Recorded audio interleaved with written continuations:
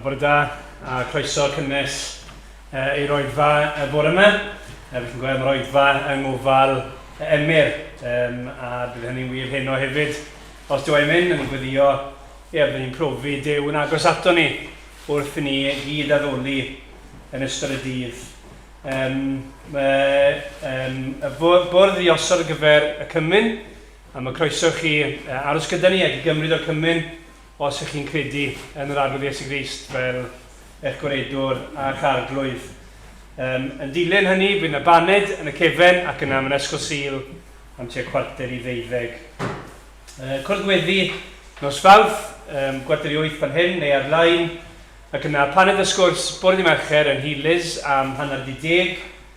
A bydd yna drafodaeth ar Titus, penod 1. Ac yna, oedd e'n braf nos Iau diwetha i glywed Wyn eto nôl yn trafod Emyn, a bydd hynny yn cyrraedd ymlaen nos Iau hyn sy'n dod, fi'n credu. Felly cofiwch am hynny am 8 o'r gloch nos Iau. Cyfiau plant nos Wener, ac yna castell y mis, wrth i ddechrau mis newydd. Mae'n flwyddyn, credwch ni beidio, ers rhyfel yn yr Wcrain i gychwyn. Ac felly, yn bwriad ni yn ystod y mis yw casglu ar gyfer yr Wcrain yn ystod mis Mawrth. Cofiwch yna fi prawn hefyd, fi yn pregethu Merthyr am 3 o'r gloch, ac yna, os dwi'n mynd, bydd Emyr yma fel wedys i yn arwen yr Oedfa am 5. Dyna'r coeddiadau, gadewch i ni droi at yr arglwydd mewn gweddi.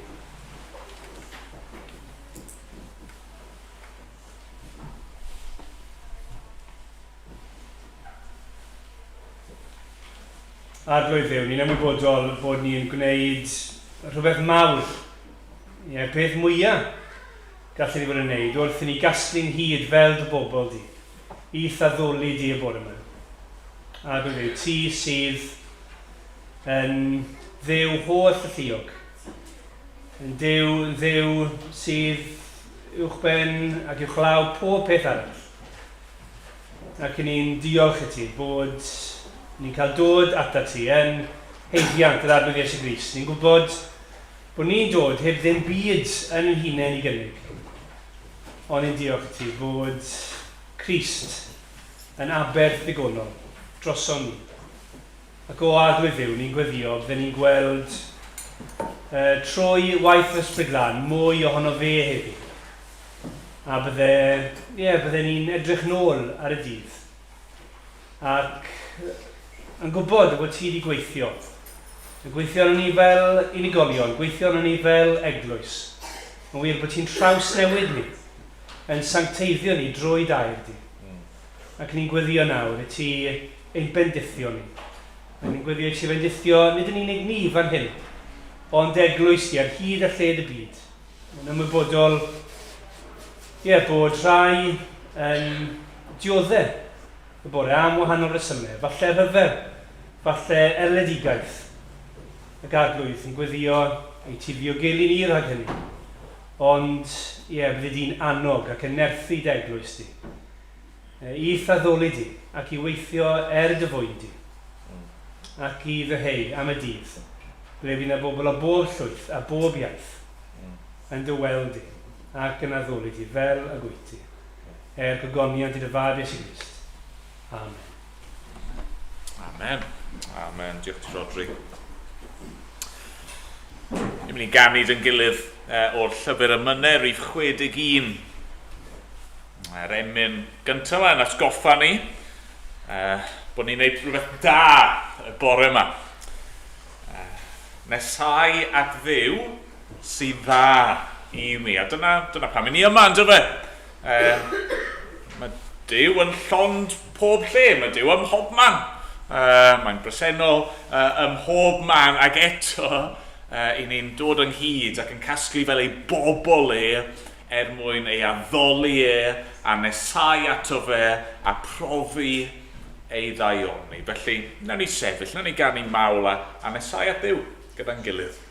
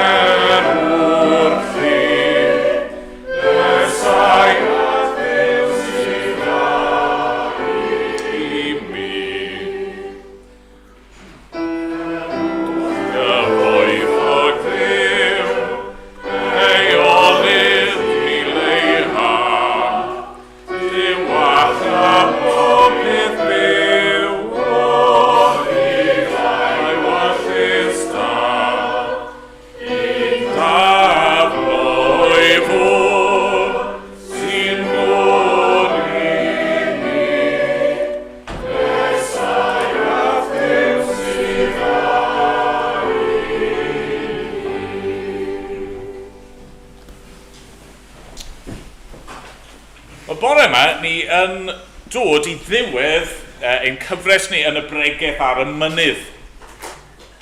Ac bydd rhaid o'ch chi'n cofio ar ddiwedd y Pregeth ar y Mynydd, mae gyda ni ddameg. Dameg am ddau ddyn yn adeiladu ar sylfaeni gwahanol, ar foundations gwahanol. Ac fel mae'n digwydd, wnaethon ni chydig bach yn ôl yn dod cyfres yn y damhegion, a felly wnaethon ni edrych ar y ddameg yna ddim mor hir â hynny nhw. A felly o'n i bron a jyst pregethu'r un bregeth eto, gweld faint o'n chi bydd yn sylwi. Ond fi ddim yn mynd I wneud hynny. Ac yn lle hynny, os chi eisiau, gallwch chi fynd nôl I chwilio ar YouTube am y bregeth yna, fi eisiau gwneud rhywbeth bach yn wahanol. Chi'n gwybod, bydd lot o'n chi'n gwybod, fi'n hoffi ar ddechrau neu ar ddiwedd cyfres I gael darlleniad hirach. A dyna ni'n mynd I wneud bore yma. Ni'n mynd I ddarllen drwy'r bregeth yma. Okay? Ac yna, ni ofyn am help I bregethu'n fyr wedyn, just I grynhoi ychydig bach ar y diwedd gyda'r ddameg yna am y ddau ddyn yn adeiladu. Nawr falle bydd rai ohonoch chi, neu ambell un, di bod yma trwy'r gyfres. Falle bod ambell un, neu mwyafrif ohonoch chi di bod I un neu ddau, neu hyn ar rhywfaint o'r gyfres. Falle bod yna rai sydd ddim di bod yma o gwbl. A mae'n iawn, mae'n oce. A be fi eisiau chi wneud nawr wrth I ni ddarllen, yw I holi chi na. Be mae'r arglwydd am I ddweud wrthoch chi y bore yma trwy y bregeth yma ar y mynydd. A meddwl, gofyn y cwestiwn yma, ni'n mynd I ofyn bore yma, ar beth ydw i'n adeiladu fy mywyd I? Ydw i'n adeiladu fy mywyd I ar eiriau'r arglwydd Iesu Grist fan hyn?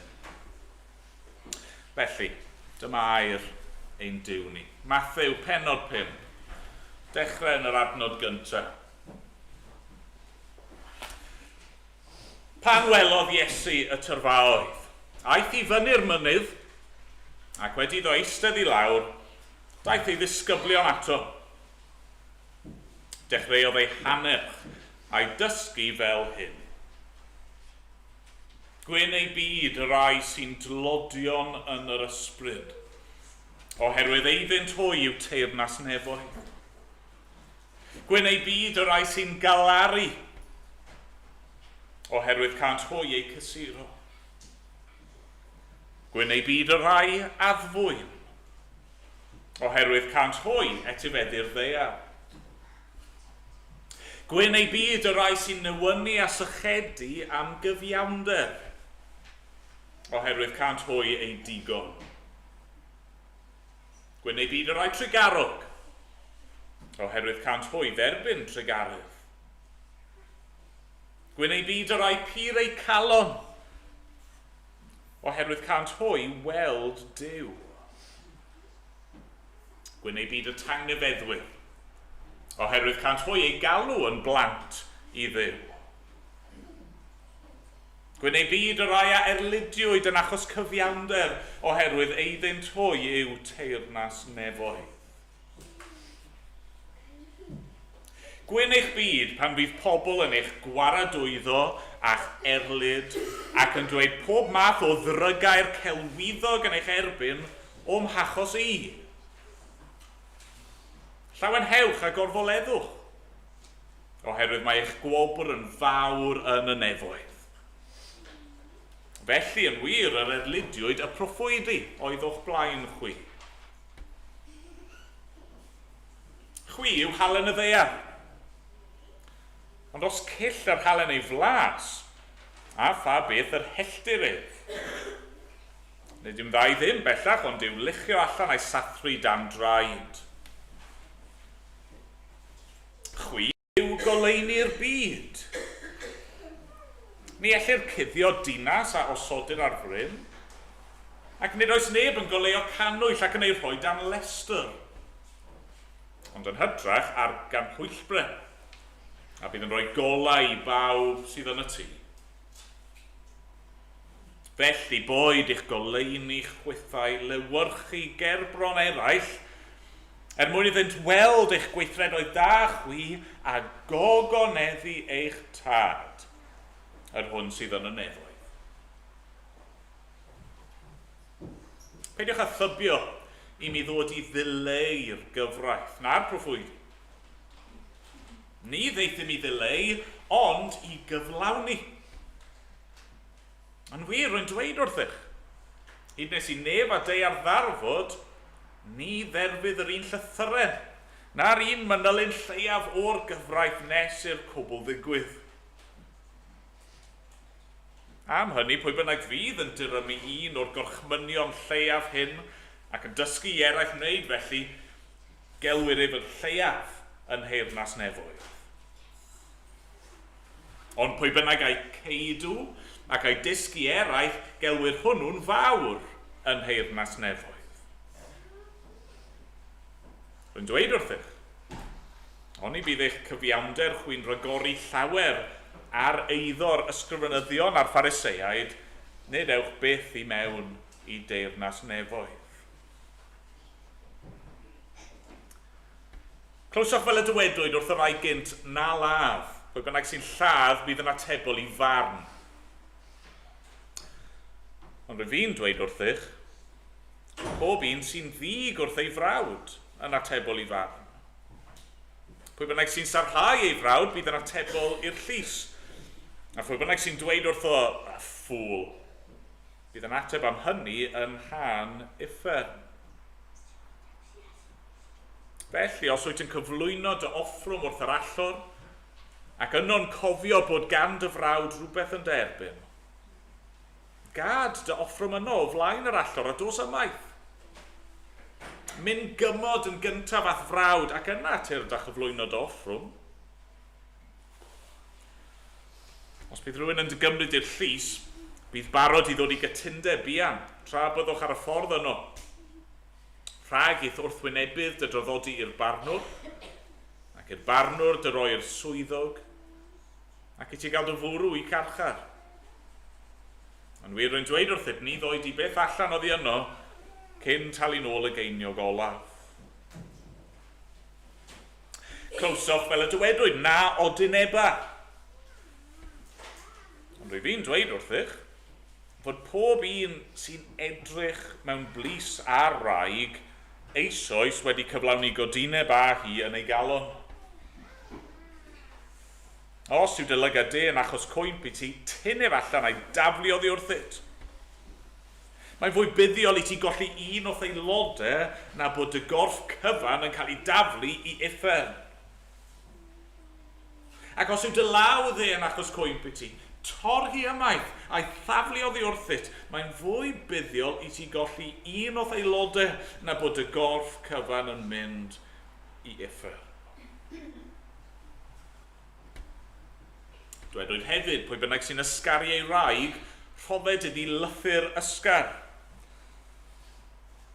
Ond rwy fi'n dweud wrthych fod pob un sy'n ysgaru ei wraig, ar wahân i achos o anffyddlondeb, yn peri iddi hi o dynebu.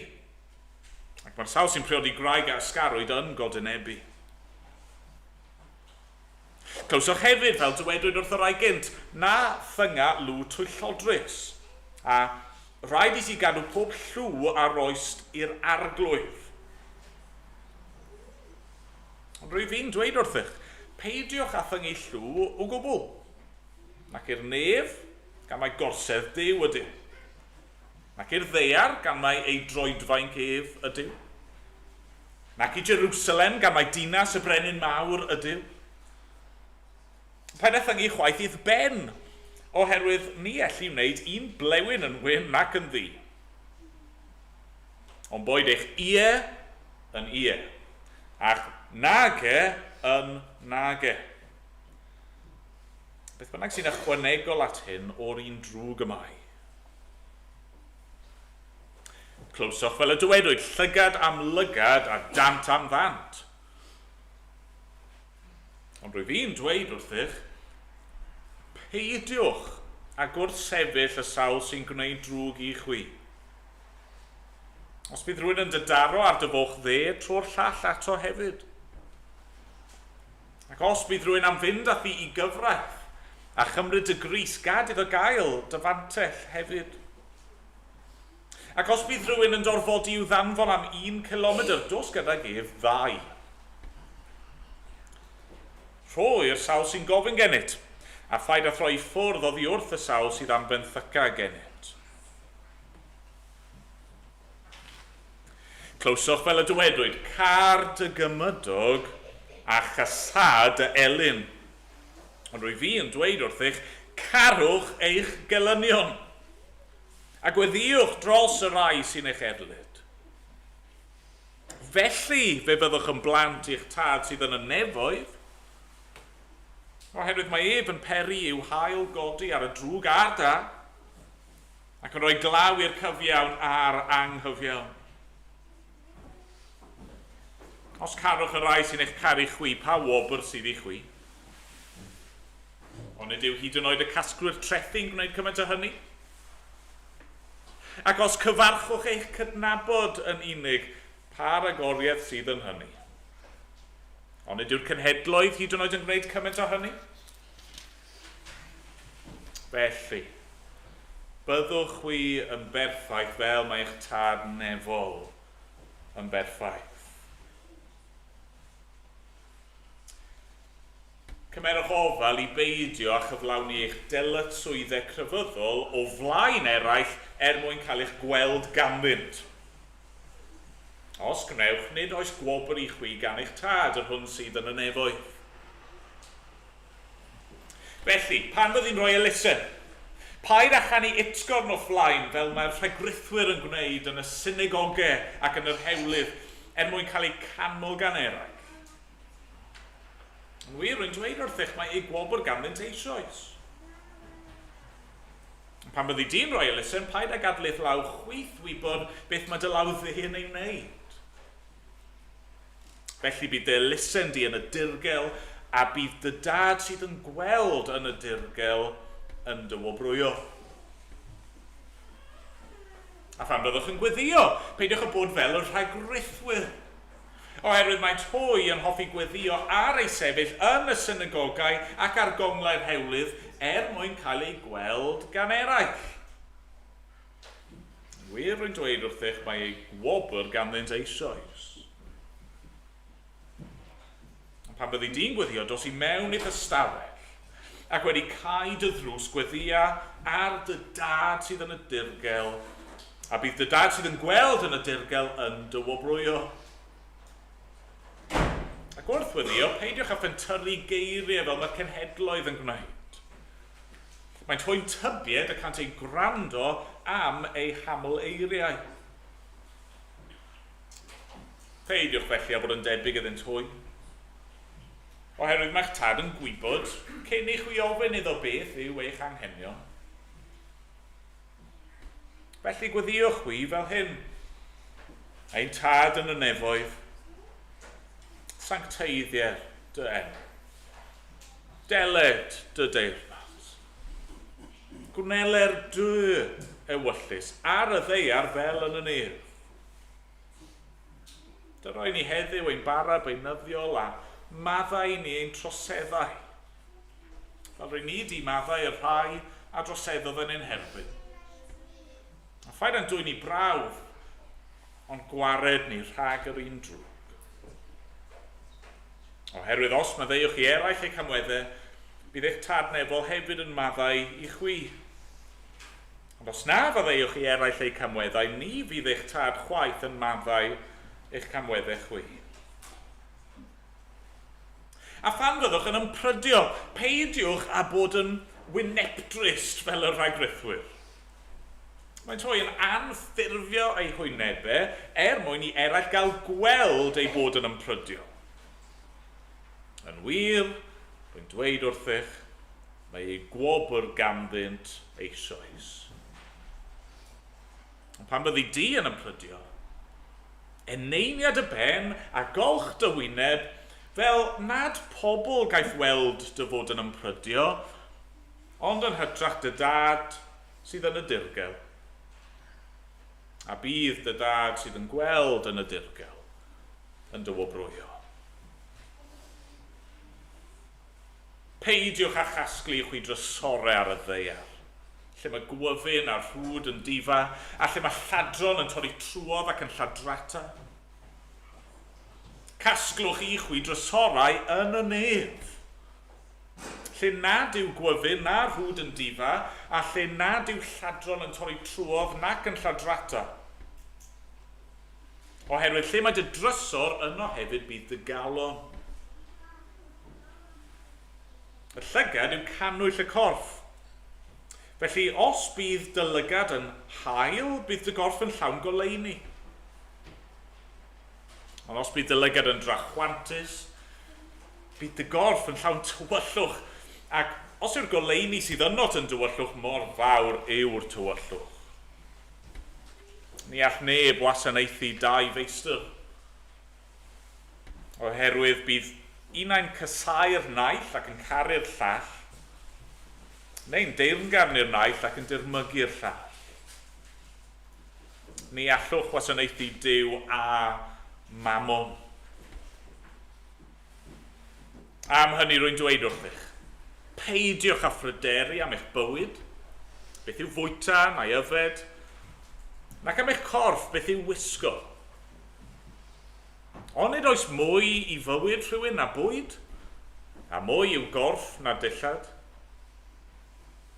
Edrychwch ar adar yr awyr. Nid ydynt yn hau nac yn medu, nac yn casglu i ysguboriau. Ac eto mae eich tad nefol yn ei bwydo. Ond nid ydych chwi'n llawer mwy gwerthfawr na hwy? Pryn ohonoch all ychwanegu un funud at ei oes trwy bryderu.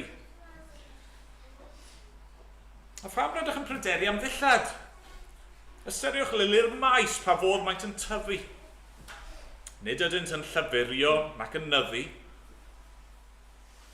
Ond rwy'n dweud wrthych, nid oedd gan hyd yn oed Solomon yn ei holl ogoniant wisg i'w chymharu ag un o'r rhain. Os yw Duw yn dilladu felly laswellt y maes, sydd yno heddiw ac yfori'n cael ei daflu i'r ffwrn. Ond nid llawer mwy y dillada chwi o ychydig ffydd. Peidiwch felly a phryderu a dweud, beth rydym yw fwyta, neu beth rydym yw yfed, neu beth rydym yw wisgo. Dyna'r holl bethau mae'r cynhedloedd yn ei ceisio. Mae eich tad nefol yn gwybod fod arnoch angen rhain i gyd. Ond ceisiwch yn gyntaf deyrnas Dduw a'i gyfiawnder ef. A rhoi'r pethau hyn i gyd yn ychwaneg i chwi. Peidiwch felly a phryderu am y fori, oherwydd bydd gan y fori ei bryder ei hun, digon i'r diwrnod ei drafferth ei hun. Peidiwch â barnu, rhag i chwi gael eich barnu. Oherwydd fel y byddwch chwi'n barnu, cewch chwythau eich barnu. Ac ar mesur a rowch yr oer i chwythau. Pam rwyt yn edrych ar y brycheun sydd yn llygad y gyfaill a phethau heb sylwi ar y traws sydd yn dylygau dy hun? Neu sut y dywedi wrth dy gyfaill? O gad i mi dynnu allan y brycheun wrth lygad di a dyna draws yn dylygad dy hun. Rhaid grithiwr. Yn gyntaf, tyn y trawst allan wrth lygad dy hun ac yna fe weli'n ddigon eglur i dynnu'r brycheun o lygad y gyfaill. Peidiwch â roi'r hyn sy'n sanctaidd i'r cwn na thaflu eich perlau o flaen y moch. Rhag iddynt ei sathru dan ei traed a throi arnoch a chrwygo. Gofynnwch ac fe roddir i chwi. Ceisiwch ac fe gewch. Curwch ac fe agorir i chwi. Oherwydd mae pawb sy'n gofyn yn derbyn, a sawl sy'n ceisio yn cael, ac i'r un sy'n curo agorir y drws. Pwy ohonoch, os bydd ei blentyn yn gofyn am fara, arwydd iddo garreg? Neu os bydd yn gofyn am bysgodyn, arwydd iddo sarf? Am hynny, os ydych chwi sy'n ddrwg yn medru roi roddion da i'ch plant, gymaint mwy y rydd eich tad sydd yn y nefoedd bethau da i'r rhai sy'n gofyn ganddo.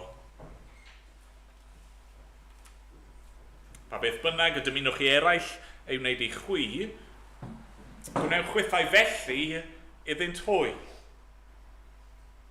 Hyn yw'r gyfraith a'r proffwydi. Ewch i mewn trwy'r porth cyfyn, oherwydd llydan yw'r porth ac eang yw'r ffordd sy'n arwain i ddistryw. A llawer yw'r rhai sy'n mynd ar hyd ddi. Ond cyfyng yw'r porth a chil yw'r ffordd sy'n arwain i fywyd. Ac ychydig yw'r rhai sy'n ei chael. Gwchelwch rhag gau proffwydi, sy'n dod atoch yng ngwisg defaid, ond sydd o'i mewn yn fleiddiaid rheibus. Wrth ei ffrwythau yr adnabyddwch hwy. Ai oddi ar ddraen mae casglu grawnwyn, neu oddi ar ysgall ffigys? Felly mae pob coeden dda yn dwy'n ffrwyth da, a choeden wael yn dwy'n ffrwyth drwg. Ni all coeden dda ddwy'n ffrwyth drwg, na choeden wael ffrwyth da. Mae pob coeden nad yw'n dwy'n ffrwyth da yn cael ei thorri lawr a'i bwrwy'r tân. Felly wrth ei ffrwythau yr adnabyddwch hwy. Nid pawb sy'n dweud wrthyf arglwydd, arglwydd, bydd yn mynd i mewn i deyrnas nefoedd. Ond y sawl sy'n gwneud y wyllus fy nhad yr hwn sydd yn y nefoedd. Bydd llawer yn dweud wrthyf yn y dydd hwnnw, arglwydd, arglwydd. Ond i fiom yn proffwydo yn dy enw di, ac yn dy enw di'n bwrw allan gythreiliaid, ac yn dy enw di'n cyflawni gwirthiau lawer. Ac yna, dwedaf wrthynt yn ei hwynebau, nid adnabu mewn ioed mohonoch. Ewch ymaith oddi wrthyf chwydd rhyw gweithredwyr. Pob un, felly, sy'n gwrando ar y geiriau hyn o'r eiddof ac yn ei gwneud, fe'i cyffelybyr i un call a adeiladodd ei di ar y graig. Disgynodd y glaw a daeth y llifogydd a chwythodd y gwyntoedd a tharon erbyn y tŷ hwnnw, ond ni syrthiodd. Am ei fod wedi ei sylfaenu ar y graig.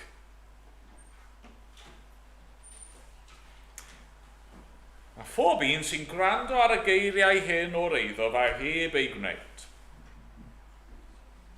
Fe'i cyffelybyr i un ffôl, a adeiladodd ei di ar y tywod. A disgynodd y glaw a daeth y llifogydd, a chwythodd y gwyntoedd a tharo yn erbyn y tŷ hwnnw ac fe syrthiodd a dirfawr oedd ei gwyb. Pan orffennodd Iesu lefaru'r geiriau hyn, synodd y tyrfaoedd at yr hyn roedd yn ei ddysgu.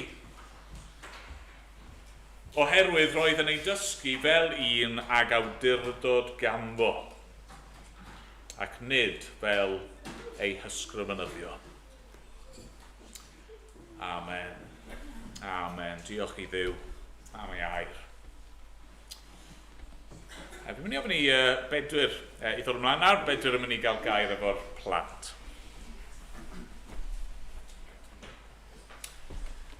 Iawn, o nawr ymlaen, i'r plant, ni'n mynd i gael pobl gwahanol yn dod i fyny, i chi cael brec o Emyr yn siarad. Mae'n siarad trwy'r amser.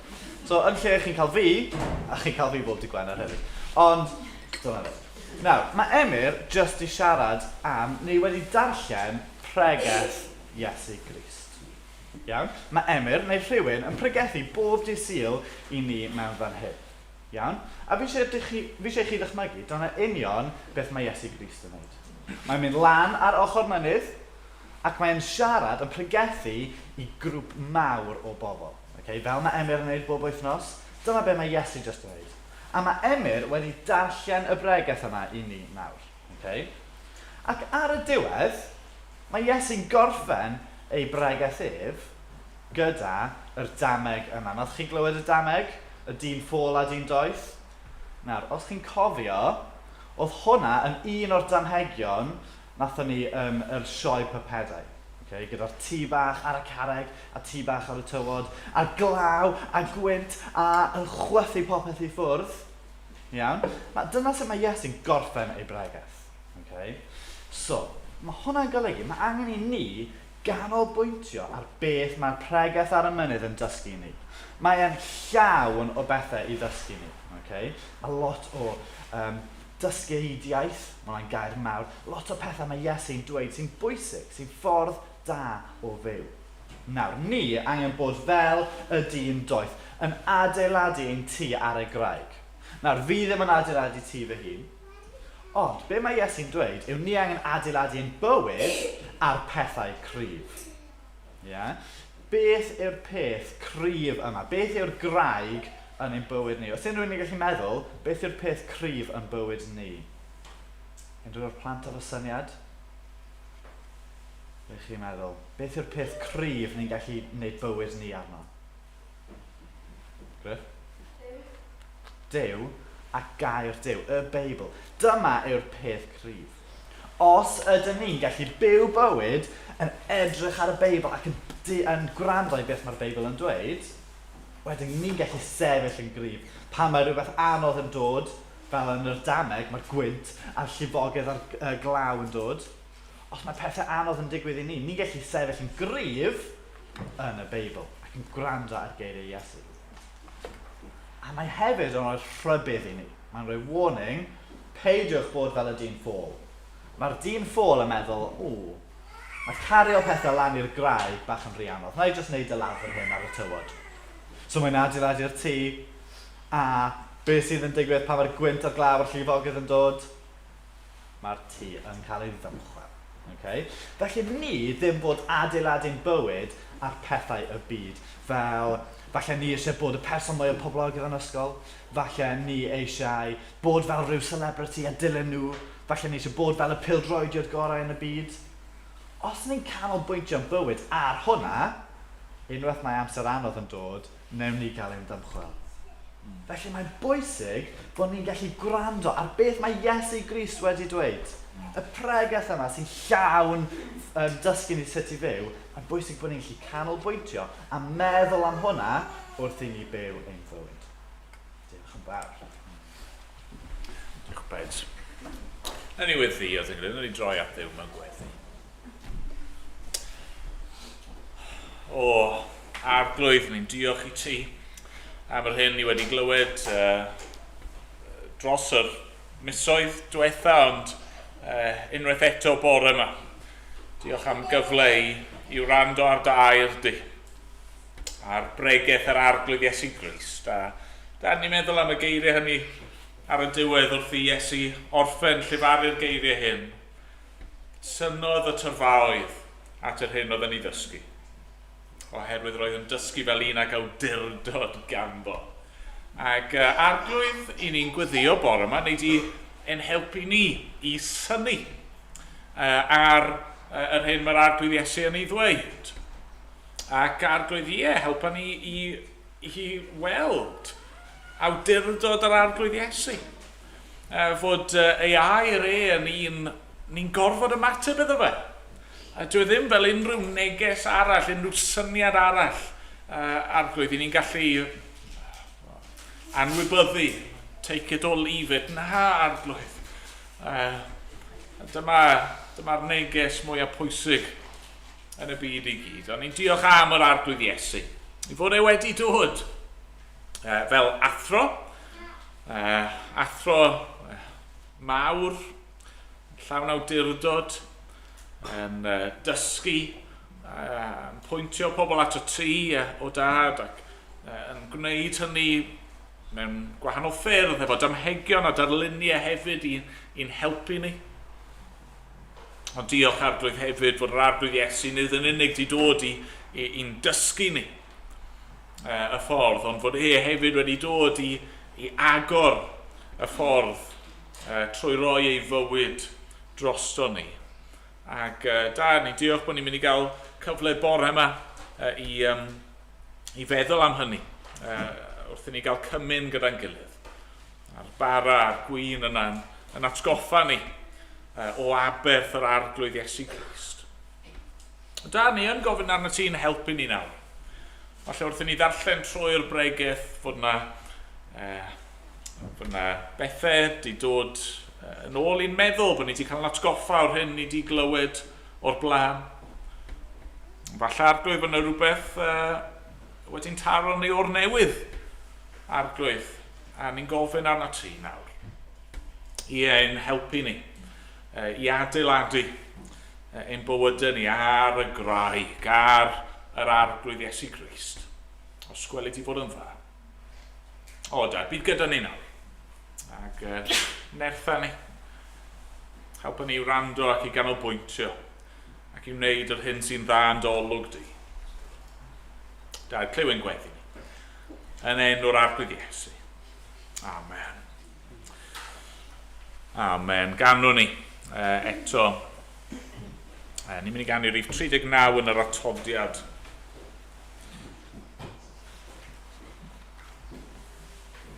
O Grist fy nerth am nawdd fy nghymorth hawdd ei gael. Yn hyder mi ddof ata ti, gwrandawr gweddi'r gwael. Ac ymlaen, nawn ni sefyll i ganu.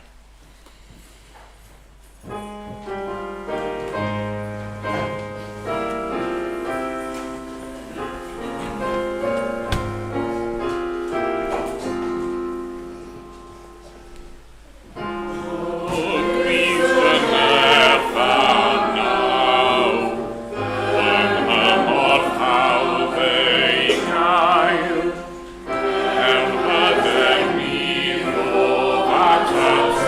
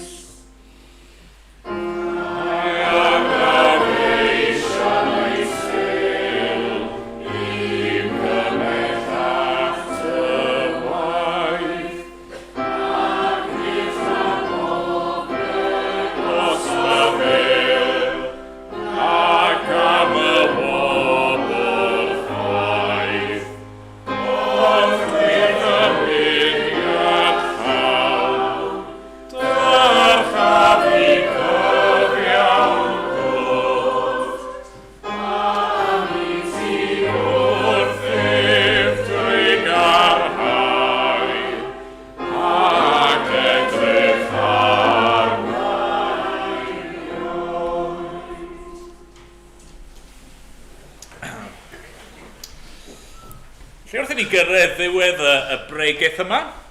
Mae Iesu, wrth gwrs, yn bregethwr heb ei ail. Yr athro mawr, yr athro da.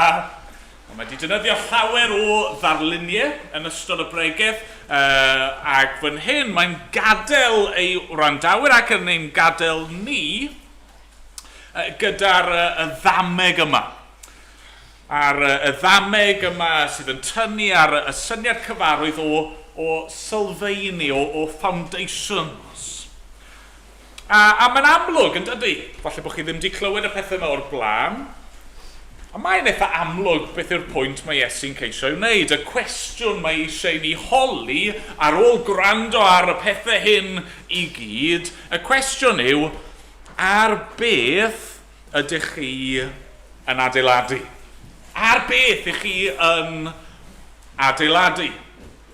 Nawr oedd Bedwyr fyna yn y stori plant yn dweud bod e ddim yn un sydd wedi adeiladu ei hun yna, a mi'n siŵr bod y mwyafrif ohono ni yma ddim wedi adeiladu tŷ o'r blaen, ond ni gyd, hyd yn oed os chi ddim yn bensaer neu'n adeiladu, chi'n gwybod pwysigrwydd sylfaeni. Chi'n gwybod mor bwysig, mor hanfodol yw'r peth chi'n adeiladu arno fe. Mae'n wir mewn gymaint o feisydd, yn dydy? Falle bod chi'n hoffi planhigion a choed, a chi'n gwybod mor bwysig yw gwreiddiau. Neu ni gyd wedi gweld babi bach yn dechrau tyfu ac yn trio sefyll a cherdded. Beth sy'n angen digwydd gyntaf? Wel, mae angen i'r coesau cryfhau, y sylfaen yna iddyn nhw sefyll arno fe. A felly mae Iesu'n defnyddio'r y ddarlun yma, y picture yma. Ar beth i ni'n adeiladu? Beth yw'n sylfaen ni mewn bywyd? Mae'n darlun sy'n codi yn y Beibl yn gyson. Os chi ddim efo'r sylfaen cywir, chi mewn trafferth. Sawl 11 adnod 3, ni'n clywed, os dinistrir y sylfaeni, beth awna'r cyfiawn? Hynny beth chi'n mynd i wneud os yw'r pethau sylfaenol yna yn cael ei symud? Neu yna, mae'r Apostol Paul yn tynnu ar yr un syniad yn 1 Corinthiaid 15. Mae'n dweud wrth y Cristnogion yna, roedd am eich atgoffa gyfeillion am yr efengil a bregethau sy'n chwi, ac a dderbynio sochwythau. Yr efengil sydd yn sylfaen eich bywyd. Sylfaen. Dim syndod felly os yn y Beibl, un o'r disgrifiadau cyson sy'n ymddangos tro ar ôl tro ar gyfer Duw yw bod e yn graig, bod e yn gadarn, y graig ni sifil, dwi ddim yn symud ac yn siglo, mae'n ddibynadwy. A felly'n syml iawn, y neges sydd fi ar ein cyfynnu'r bore yma yw hyn.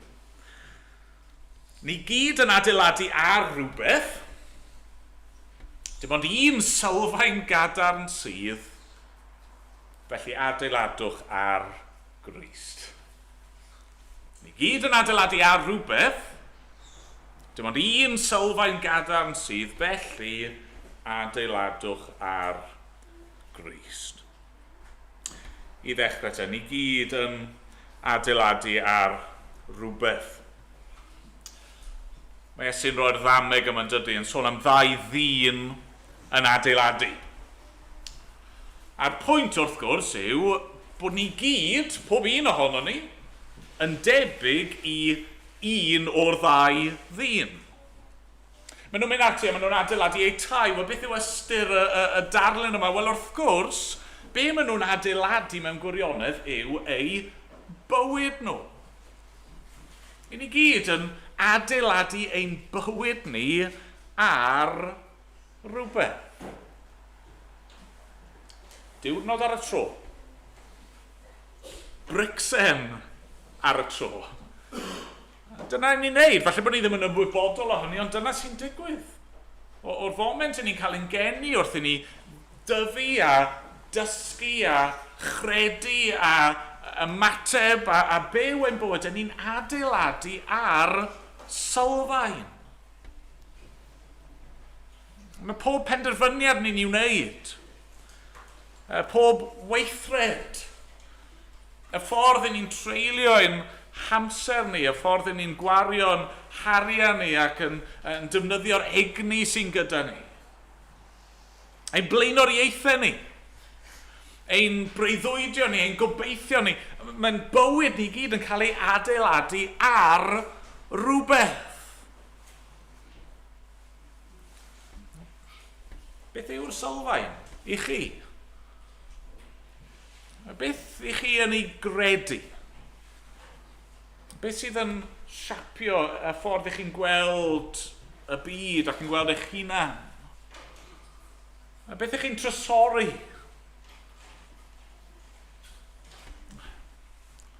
Ni wedi bod yn edrych yn y nosweithio ar llyfr Genesis yn gofyn y cwestiwn o pam ydyn ni yma? Beth yw ystyr bywyd? Ond yna'r sylfaen, ynddo fe? Siwr i chi'n ateb y cwestiwn yna? Beth yw'r peth mwyaf gwerthfawr yn eich golwg chi? Beth sy'n mwyaf pwysig i chi? A mae pawb yn adeiladu ar ryw sylfaen. Does neb yn gallu gweud o ddim bydd. Na, chi yn. A felly'r cwestiwn yw, a fi eisiau chi ateb yn ôl nes nawr. Beth yw'r sylfaen i chi'n adeiladu eich bywyd chi arni? Go iawn. Os oedd rhywun yn edrych ar eich bywyd chi, dros yr wythnos diwetha, dros y mis diwetha, dros y flwyddyn diwetha. Os oedd rhywun yn edrych ar y ffordd i chi wedi byw eich bywyd yn gyhoeddus, os oedd rhywun yn gallu gweld y ffordd i chi wedi byw eich bywyd chi yn y dirgel, os oedd rhywun yn gallu gweld eich bank balance chi, beth sy'n mynd mewn ag allan, os oedd rhywun yn gallu gweld yr hyn sy'n mynd trwy'ch meddwl chi wrth i chi orwedd yn y gwely yn y nos, os oedd rhywun yn gweld yr holl bethau hynny, pa ganlyniad bydden nhw'n dod iddo fe? Beth yw sylfaen eich bywyd chi? Ni gyd yn adeiladu ar rhywbeth. Na falle bod chi'n meddwl, wel, okay, ond so what? Nag yw pawb yn rhydd i adeiladu ac i fyw eu bywyd nhw fel maen nhw eisiau? Pa wahaniaeth mae'n neud? Wel, mewn un ystyr ydy, mae pawb yn rhydd i fyw eu bywyd fel maen nhw eisiau, ond mae yna ganlyniadau. A dyna yw pwynt y ddameg, mae eisiau ni ddweud. Mae'r ffordd i chi'n adeiladu a'r sylfaen i chi'n dewis adeiladu arni yn gwneud gwahaniaeth enfawr. Ni gyd yn adeiladu ar rhywbeth, dim ond un sylfaen gadarn sydd, dyma'r ail bwynt. Un sylfaen solid, dibynadwy sydd yna. Chod y pwynt fan hyn yw bod Iesu dim ond yn sôn am ddau ddyn. Mae yna lot o bobl yn adeiladu mewn gwahanol ffyrdd ar dywod, ond dim ond un craig sydd. Mae'r ffordd mae pobl yn gallu dewis byw i bywydau nhw, mae'n ddiben draw yn dydy. Os o'n i'n mynd allan ac yn gwneud rhyw holiadur yn gofyn i bobl be chi'n credu a beth sy'n bwysig i chi, bydden nhw'n gallu ateb y cwestiwn mewn gymaint o ffyrdd gwahanol. Bydde fe'n ddiddiwedd yn bydde fe. A ni'n gweld hynny yn y byd o'n cwmpas, mae pobl yn credu pob math o bethau am bopeth, maen nhw'n rhoi eu bywydau nhw i wasanaethu pob math o achosion, maen nhw'n defnyddio eu arian nhw a'i hamser nhw at bob math o bethau gwahanol. Falle bod yna'n disgrifio chi. Chi'n mynd ar ôl pethau y byd yma. A mae hynny'n okay pan mae'r haul yn gwenu, pan mae pethau'n mynd yn dda, pan mae bywyd yn braf. Y broblem yw, medde Iesu, mae yna degau stormus mewn bywyd.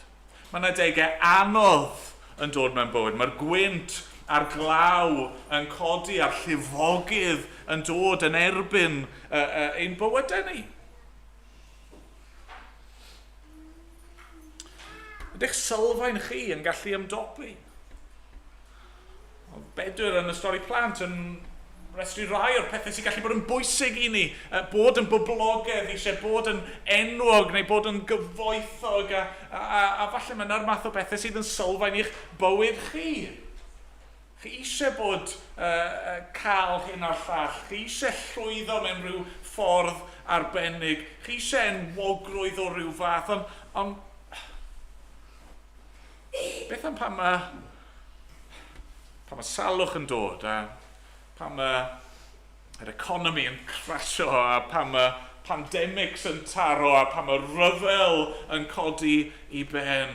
Beth am yng ngwyneb y gelyn mawr olaf marwolaeth pan ych chi ar eich gwely angau? Pa dda yw'r pethau hynny i chi? Beth am ar ddydd y farn pan chi'n dod yn wyneb ar arglwydd Iesu Grist ac yn gorfod rhoi cyfrif am y ffordd ych chi wedi byw? Tywod sydd jyst yn llithro i ffwrdd. Geiriau yna, chwn ni'n mynd aml yn meddwl amdini am y dameg yma, fel dameg bach neis, gymod, gaeth y dyn bach, ni'n gwybod y gan yn dini, ond mae wastad yn taro fi. Chwathodd y gwyntoedd a tharo yn erbyn y tŷ hwnnw, ac fe syrthiodd a dirfawr oedd ei gwyn. Mae'n gwneud ei mor difrifol. Does yn sobri ni, mae'r cwbl yn dod yn crasio i lawr, ac i gymaint o bobl dyna fydd yn digwydd. Ar ryw bwynt yn ei bywyd nhw, neu ar ei gwely angen nhw, neu ar ddydd y farn, bydd y cwbl yn dymchwel fel House of Cards, crasio i lawr. Dim ond Crist a'i air sydd yn sefyll yn gadarn am beth. Dim ond un sylfaen gadarn sydd, sef yr arglwydd Iesu Grist. Fi'n siŵr bod wedi dyfynnu'r emyn yma tro diwetha. Yr emyn Saesneg, on Christ, the solid rock I stand. All other ground is sinking sand. Na'r gwir. Dim ond yr arglwydd Iesu Grist sydd yn rhoi sylfaen i ni'n gallu adeiladu arno a sefyll arno yn gadarn am beth.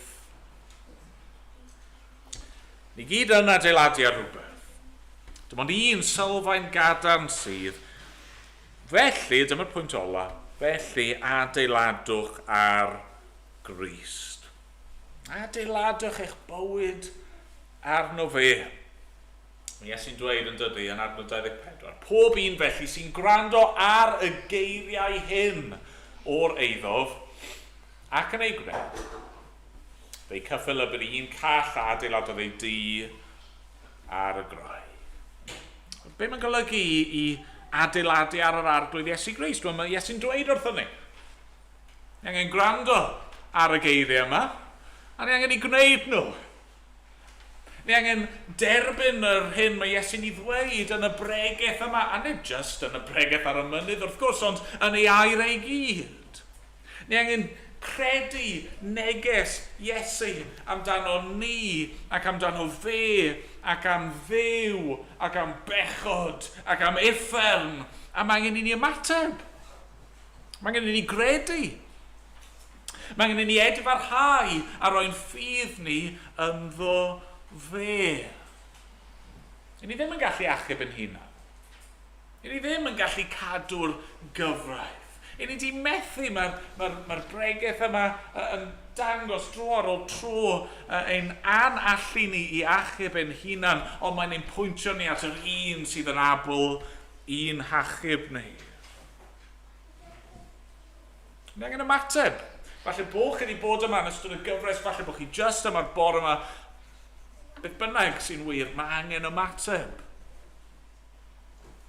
Ond mae adeilad yn dydi, yn gorfod dilyn siap y sylfaeni. Ni ddim yn trial ffitio Iesu a'i air o cwmpas ein bywyd ni, mae angen i ni ddechrau ffitio ein bywyd ni o'i amgylch e.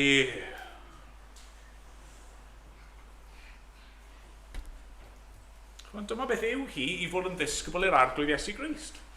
I ddweud, fi'n dod a fi'n mynd i bwyso ac ymddiried fy hunan yn llwyr arna ti. Fi'n mynd i ddod a fi'n mynd i dderbyn beth sydd gen ti i'w ddweud amdano fi ac am fy mhroblem i ac am fy angen i, ac i fi'n mynd i gredu yno ti a fi'n mynd i fyw fy mywyd i nawr yn ôl y patrwm rwy ti wedi osod. Peidiwch am ddeall, i ni ddim yn ei fod yn finished product yn syth, ydyn ni? Mae adeiladu ti yn cymryd amser, mae adeiladu bywyd yn cymryd hyd eich oes chi.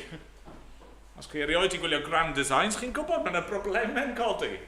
Mae yna beth yn digwydd sydd yn arafu'r prosiect ac yn y blaen, ond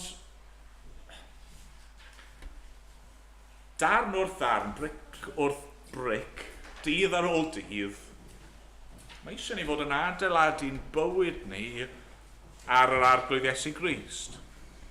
Mynd nôl at ei air, chwilio'r gair, mesur ein penderfyniadau ni. Pam ydw i'n gwneud hyn? Beth yw fy mlaenoriaeth i fan hyn? Pam ydw i'n gwneud y penderfyniad yma? Pam bo fi'n rhoi gymaint o amser i hyn? A gadael iddo fe lliwio ein bywydau ni. Wel, os nawn ni hynny, a dim ots beth sy'n digwydd, os e? Hynny yw, mae'r un glaw, y llifogydd a gwynt yn taro yn erbyn y ddau di. Mae'r un problemau mynd i ddod, yr un problemau yn ein gwynebu ni fel Cristion, ac os ych chi ddim yn Cristion, ond mae'r sylfaen yma yn un, yr unig sydd yn sefyll yn gadarn am byth. Diolch iddo. Amen. Amen.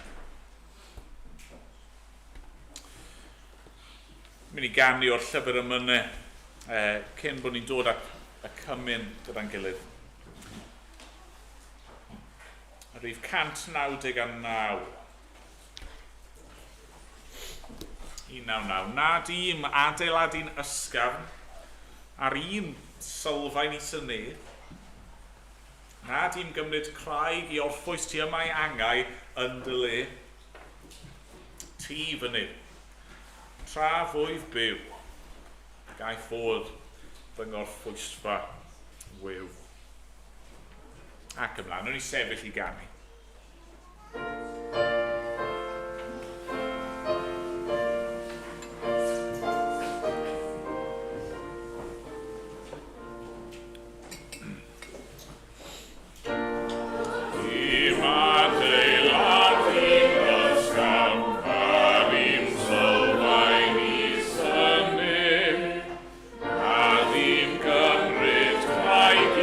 Orffwys, dianoi angau yn ddylbe.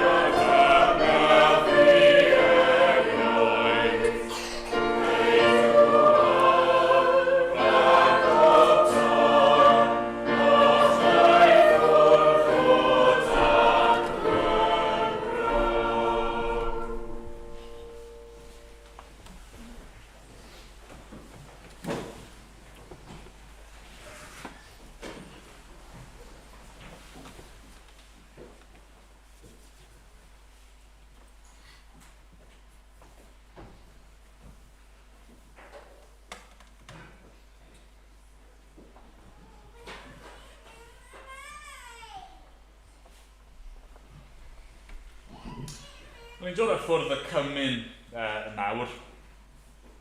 Ac fi ddim yn un sy'n gwybod lot am DIY ac yn sicr ddim am adeiladu tŷ. Ond mi yn tybio wrth adeiladu, mae'n y ddau beth chi angen. Chi angen nerth, a chi angen mynd nôl dro ar ôl tro i edrych ar y blueprint yn chi. A mewn ffordd, dyna sydd dyn ni yn y cymyn yn dyfe. Wrthyn ni ddod at y bwrdd yma, at y bara a'r gwyn, ein cael yn atgoffa o aberth yr arglwydd Iesu Grist. Ac trwy ffydd wrthyn ni fwyta ac yfed, i ni yn mwynhau ac yn profi yr berthynas, yr undod yna sydd ryngon ni a'r arglwydd Iesu. Ac mae hynny'n rhoi nerth i ni. Yn ysbrydol, i ni'n bwydo ar yr arglwydd Iesu wrth i ni fwyta ac yfed, mae hynny'n rhoi nerth i ni i adeiladu'n bywyd ni ar y graig. A mae hefyd yn rhoi'r blueprints i ni, yn dydy. Y patrwm yma mae wedi osod wrth iddo fe roi ein fywyd trosto ni, wrth iddo fe ddod nid i gael ei wasanaethu, ond i wasanaethu a rhoi ei fywyd yn brydwerth dros lawer, wrth iddo fe ddiodde a marw a roi ei hun. Dyma'r patrwm ein gosod i ni fel ei bobl. Bod ni nawr, wrth ei ddilyn ni, yn y nerth mae ein ei rhoi, yn dod yn debyg iddo fe.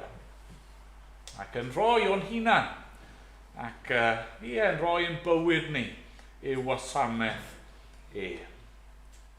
Mae'n wahoddiad y bore yma, os ych chi yn Gristion, os ych chi yn adeiladu eich bywyd chi ar y graig, mae'n groeso i gymryd, i fwyta ac i yfed. Os ych chi ddim yn Gristion, os ych chi yn ymwybodol bore yma bod eich bywyd chi yn dal ar sylfaen o dywod, yna ni'n gofyn i chi beidio cymryd. Ac yn hytrach yn gofyn i chi ddefnyddio'r amser yma i fyfyrio. Ac i feddwl am beth chi wedi glywed bore yma, a gofyn yr arglwydd i weithio yn eich calon chi. Mae'r bara ar gwyn yn ddi-gluten ac yn ddi-alcohol, felly peidiwch gadlu hynny fod yn rhwystyr. Dwi'n mynd i ofyn i Rodri gyntaf i roi diolch am y bara. Bydd y bara'n cael ei ddosbarthu, ac os newch chi gadw y bara nes bod pawb di derbyn fel bod ni'n gallu cyd-fwyta. Ac yna, yr un modd, bydd Dewin roi diolch am y gwyn, bydd hynny'n cael ei ddosbarthu, os newch chi gadw fel bod ni'n gallu yfed ar yr un pryd gyda'n gilydd. Diolch yn fawr. Anyweddio.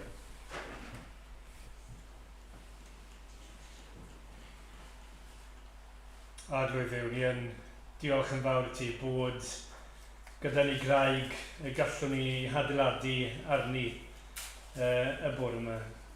Arglwydd, ni'n diolch i ti bod yn graig ni sef y mirwr chi. Ni yn wir bod yn gwybod bod Crist ei hun yn ei fywyd, bod wedi identio yn fwy na allwn ni fyth i ddychmygu. Eto bod ei wedi sefyll yn gadar ac yn ifydd ac yn ffyddlon. A ble i ni di methu. Ni'n diolch i ti bod ei wedi llwyddo. Ac arglwydd ni'n diolch ti, ni wedi canu nesau at Dduw sy'n dda i ni, ond yn rhyfeddol. Ni'n diolch i ti, mae gwir yw bod ti wedi nesau ato ni. Go arglwydd, ni'n diolch i ti bod y Crist wedi gwynebu y storm eithaf ar y groes.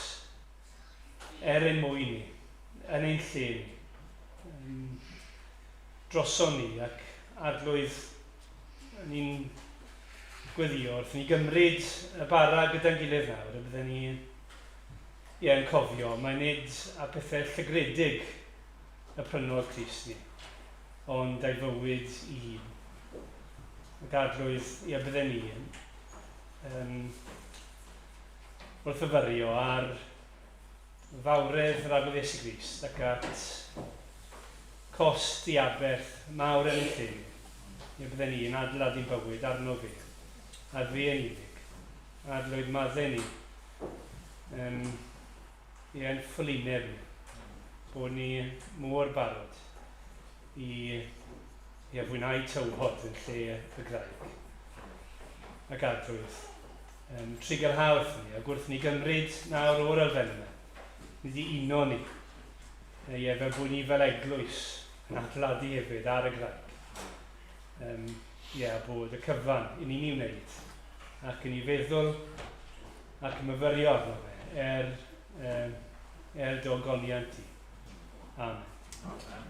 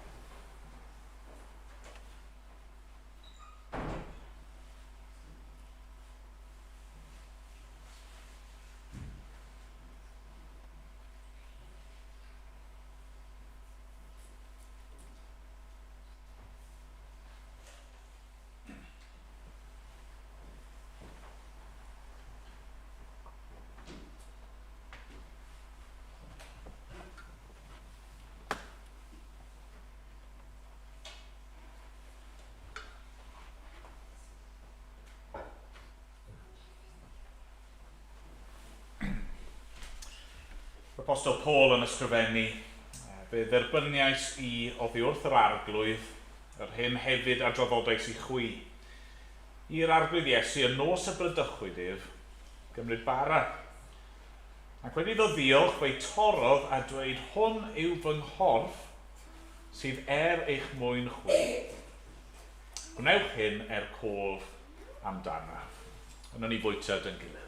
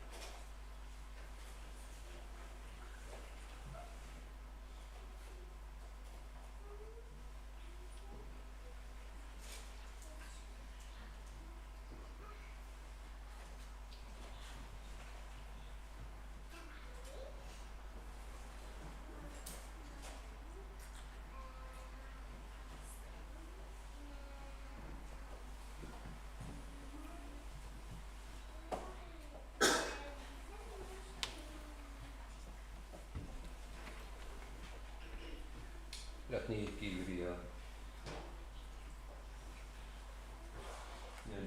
ti o arglwydd am dy eiliad i. Diolch i ti am y Pregeth ar y mynydd a'r jyst cymaint o gyfoeth bod dy eiliad i'n berffaith. Ac o'n i angen clywed nhw o hyd ac o hyd. O'n i yn gwylio nawr am ras i wrando. Madden ni bod ni mor aml ddim wir yn gwrando, neu'n clywed ac yn mynd i ffwrdd ac yn anghofio be ni wedi clywed. Ni yn gwylio arglwydd am dy help di i ni wir i wrando ac i fyrhau ac i adeiladu ei fwydau bob un ohono ni ar y graig. Diolch ti bod ti wedi rhoi ysbryd glân a bod ysbryd ti yn helpu ni, ni sydd mor wan. Ni'n anobeithiol yno ni yn hynny, ond diolch bod ti wedi rhoi ysbryd ac yn gwyddio nawr yn help yr ysbryd. A bod ni yn gwrando ar y deiliad i. Diolch bod ti yn graig. Diolch bod Iesu Grist yn graig a bod wedi dangos yn ni yn ei fywyd, bod yn ddangos yn wan. Yn fe oedd yr un gallu sefyll, yr unig un gallu sefyll yn wyneb yr holl stormydd ddaeth ar ei rannu trwy fywyd, yr holl greulondeb, a'r holl dentysiynau, a'r dioddau, a'r unigrwydd, a'r felltith oedd arno fi. Bod wedi sefyll ac yn ddigon gryf i wynebu'r pethau, a meiddi pechod a marwolaeth a diafol. A ni'n gwybod bod ni ddim wedi gallu gwneud hyn. Ond diolch ti, felly bod ni'n gallu sefyll ar Iesu Grist yn craig ni. Ac diolch i ti nawr bod ni'n dod at y bwrdd yma, a'r symbolau yma. Ni nawr gymryd y cwpan gyda'n gilydd. Ni'n meddwl am y gwaed. Ni'n meddwl am y dioddau. Nath achosi y gwaed yna i redeg ar y groes. Ni'n gwyddio ar rwyd y byddai ni nawr yn y munudau yma wrth feddwl am yr hyn nath y gosti ar Iesu Grist. Byddai'n colonna ni yn cael ei toddi. Byddai ni ddim mor oer a mor galed. Byddai ni wir yn dygaru di. A sylweddoli nad oedd ddim un ffordd arall y gallen ni ddod ata ti. Byddai ddim unrhyw ffordd arall gallen ni brofi maddeiad. A ysgoi yr hyn i ni wir yn ei heiddi, sef gael yn hanfon o ddwrth y ti am byth. O arglwydd ni yn gwyddio bydde hyn yn cynnig tan yno ni bore yma, bod yna haleluia yn colonna ni. Ni wir yn llawen ac bod ni eisiau canu a dweud wrth eraill a dy ganmol di.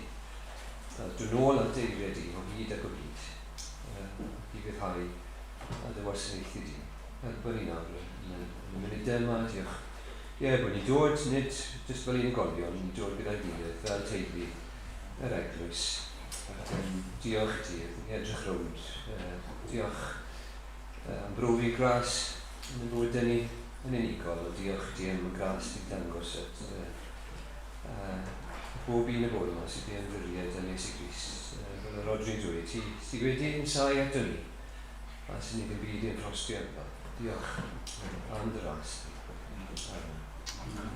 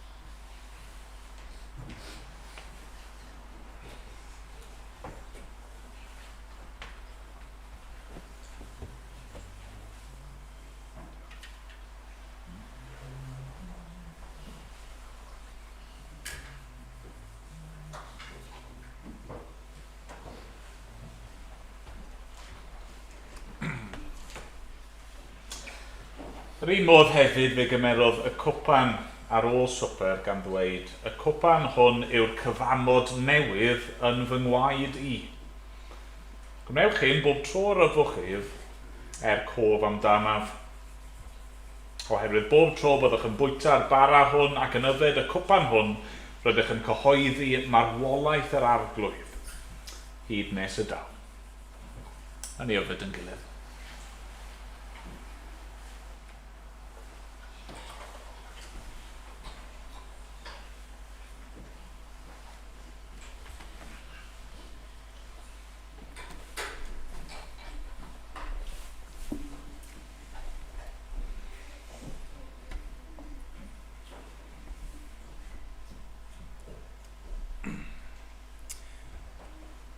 O arglwydd yn Duw, mawr yw ein diolch i ti. Diolch am dy air di, diolch am yr arglwydd Iesu, diolch am ei waith gorffenedig ar y groes. Diolch am y sylfaen gadarn yma i ni adeiladu arni. Diolch am yr nerth ar bwy ti'n ei roi i ni. Ni'n gofyn nawr wneud yn helpu ni i fod yn adeiladwyr da a ffyddlon ac arglwydd a byddai'n bywydau ni ym mhob ffordd yn pwyntio pobl at y ti ac yn dogoneddu di. Da derbyn ni nawr yn ddiolchgar yn enw yr arglwydd Iesu Grist. Amen.